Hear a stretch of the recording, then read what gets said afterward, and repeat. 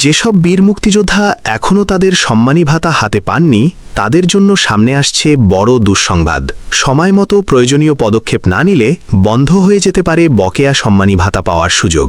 ইতোমধ্যেই মুক্তিযুদ্ধ বিষয়ক মন্ত্রণালয় থেকে জারি করা হয়েছে জরুরি নির্দেশনা, আর এই নির্দেশনার পর থেকেই উদ্বেগ দেখা দিয়েছে অনেক বীর মুক্তিযোদ্ধা ও তাদের পরিবারের মধ্যে।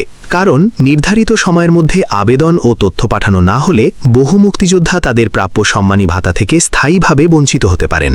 তাই আজকের এই ভিডিওটি অত্যন্ত গুরুত্বপূর্ণ, বিশেষ করে যারা বীর মুক্তিযোদ্ধা অথবা যাদের পরিবারের কেউ সম্মানী ভাতা পেয়ে থাকেন তাদের জন্য আজকের তথ্য শেষ পর্যন্ত মনোযোগ দিয়ে দেখা জরুরি। কারণ আজকের ভিডিওতে আমরা জানব কেন এই জরুরি বার্তা প্রকাশ করা হয়েছে, কারা সম্মানী ভাতা হারাতে পারেন, কি করতে হবে বকেয়া ভাতা পাওয়ার জন্য, আর কতদিনের মধ্যেই বা শেষ করতে হবে সব কার্যক্রম।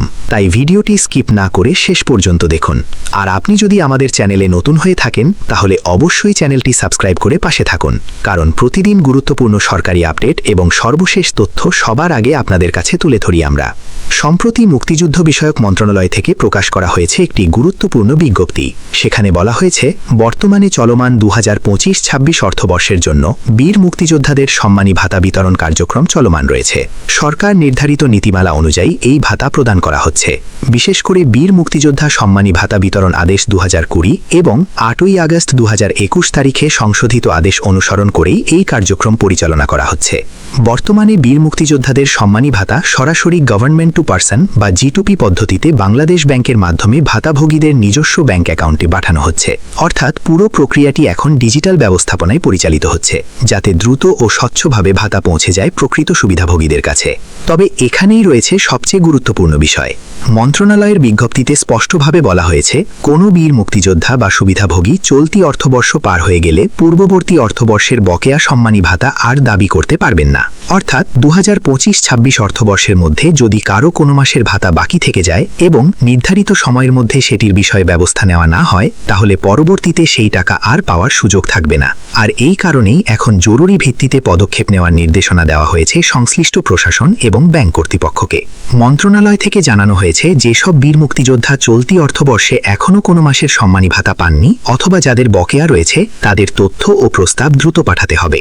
এই সংক্রান্ত নতুন প্রস্তাব বা তথ্য সম্মানী ভাতা বিতরণ কমিটির সুপারিশ সহ আগামী 20 মে 2026 তারিখের মধ্যে মুক্তিযুদ্ধ বিষয়ক মন্ত্রণালয়ে পাঠানোর জন্য নির্দেশনা দেওয়া হয়েছে। অর্থাৎ হাতে সময় খুবই কম, আর এই সময়ের মধ্যেই প্রয়োজনীয় কাগজপত্র এবং তথ্য জমা না দিলে পরে আর কোনো সুযোগ নাও থাকতে পারে। শুধু তাই নয়, জেলা প্রশাসক, উপজেলা নির্বাহী কর্মকর্তা এবং সোনালী ব্যাংক PLCর ব্যবস্থাপকদেরও এ বিষয়ে কঠোর নির্দেশনা দেওয়া হয়েছে। বলা হয়েছে 2025-26 অর্থবর্ষের বরাদ্দপ্রাপ্ত বীর মুক্তিযোদ্ধাদের যেসব বকেয়া সম্মানী ভাতা রয়েছে সেগুলোর পেরোল প্রস্তুত করে আগামী 10 জুন 2026 তারিখের মধ্যে পাঠাতে হবে। যদি এই সময়সীমার মধ্যে পেরোল প্রস্তুত ও প্রেরণ করা না হয় তাহলে সংশ্লিষ্ট বীর মুক্তিযোদ্ধারা তাদের প্রাপ্য সম্মানী ভাতা থেকে বঞ্চিত হবেন। অর্থাৎ সময়মতো কার্যক্রম সম্পন্ন না হলে সেই অর্থ আর পাওয়া যাবে না। এই গুরুত্বপূর্ণ তথ্য নিশ্চিত করেছেন মুক্তিযুদ্ধ বিষয়ক মন্ত্রণালয়ের সিনিয়র সহকারী সচিব অতিরিক্ত দায়িত্বপ্রাপ্ত AHM মহসিন রেজা। তার স্বাক্ষরিত অফিসিয়াল বিজ্ঞপ্তির মাধ্যমে এই জরুরি নির্দেশনা প্রকাশ করা হয়েছে। আর এই বিজ্ঞপ্তির পর থেকেই অনেক বীর মুক্তিযোদ্ধা এবং তাদের পরিবারের সদস্যদের মধ্যে নতুন করে উদ্বেগ তৈরি হয়েছে। কারণ অনেক সময় প্রযুক্তিগত সমস্যা, ব্যাংক অ্যাকাউন্ট জটিলতা, তথ্যের ভুল কিংবা প্রশাসনিক কারণে সম্মানী ভাতা আটকে যেতে পারে, কিন্তু নির্ধারিত সময় পেরিয়ে গেলে সেই সমস্যা সমাধানের সুযোগ আর থাকবে না। তাই এখন যারা এখনো ভাতা পাননি তাদের দ্রুত পদক্ষেপ নেওয়া অত্যন্ত জরুরি। যদি কোনো বীর মুক্তিযোদ্ধার চলতি অর্থবর্ষের কোনো মাসের সম্মানী ভাতা বাকি থাকে তাহলে প্রথমেই নিজের ব্যাংক অ্যাকাউন্টের তথ্য যাচাই করতে হবে।